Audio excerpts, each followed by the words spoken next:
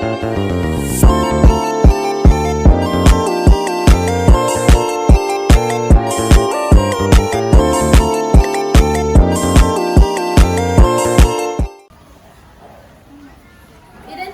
sosial.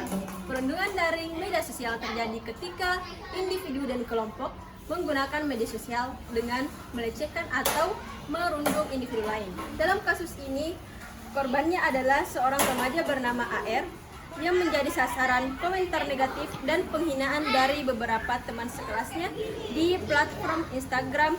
Komentar tersebut seringkali berbentuk ejekan mengenai penampilan fisiknya dan prestasinya di sekolah, yang menyebabkan AR mengalami dampak psikologis yang serius, termasuk depresi dan kecemasan.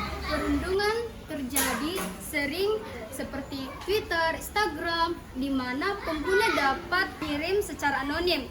Kasus AR meningkat sering dengan meningkatnya pengguna media sosial, terutama selama pandemi COVID-19 yang membatasi interaksi sosial secara langsung. Pelaku yang dikenal dengan inisial MS dan beberapa teman lainnya merasa terlindungi anonimitas platform tersebut.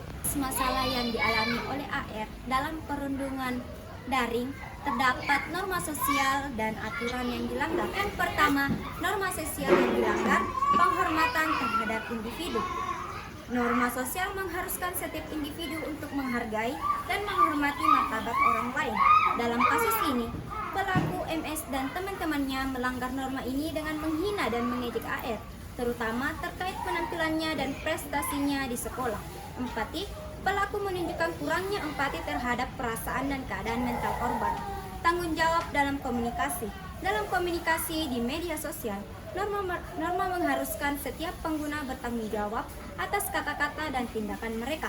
Kedua, aturan hukum yang dilanggar. Undang-Undang ITE, Informasi dan Transaksi Elektronik di Indonesia. Undang-Undang ITE mengatur mengenai perlindungan terhadap penghinaan, pencemaran nama baik, dan tindakan yang dapat merugikan orang lain. Analisis dampak dan penyebab. Dampak dari perundungan daring ini sangat serius, sehingga ini membuat AR mengalami gangguan mental, gangguan penurunan prestasi akademik, dan mengisolasi diri dari masyarakat. Masyarakat secara keseluruhan juga terpengaruh karena penyebaran kebencian dan intoleransi dapat merusak kohesi sosial. Identifikasi penyebab. Beberapa penyebab penyimpangan norma ini meliputi faktor individu, faktor sistematik, dan faktor eksternal. Pencarian solusi.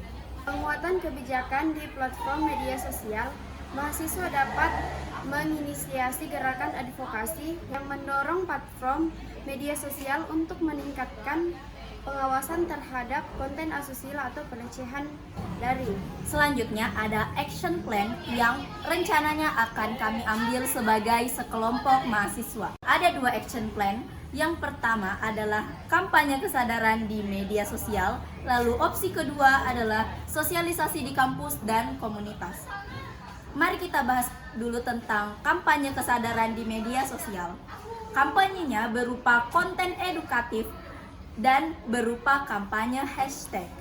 Mahasiswa seperti kita ini dapat menciptakan konten edukatif mengenai pentingnya menjaga privasi serta bahaya perundungan daring. Contoh dari konten yang bisa dibuat adalah seperti pamflet anti cyberbullying yang telah kami buat di sini.